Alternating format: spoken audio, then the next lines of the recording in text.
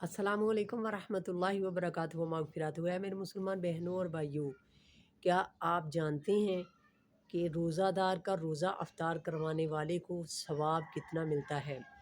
نبی رحمت صلی اللہ علیہ وسلم کا فرمانے علی شان ہے کہ جو کسی روزہ دار کی افطاری کرواتا ہے، یعنی ایک روزہ دار کا روزہ افطار کرواتا ہے، اللہ رب العزت افطار کروانے والے کو روزہ دار کے اجر کے مطابق ثواب عطا فرمائے گا، یعنی جتنا اجر ثواب جو ہے وہ روزہ دار کو ملے گا، اتنا ہی اس کے اجر و ثواب میں کمی کیے بغیر روزہ افطار کروانے والے کو عطا کیا جائے گا۔ اللہ تعالیٰ سے دعا ہے کہ اللہ رب العزت ہمیں کسی نہ کسی کے روزے افطار کروانے کی توفیق عطا فرمائے، اور اپنی نیت اور اپنے مقصد کو خالص کر کے کسی کی افطاری کروائیں۔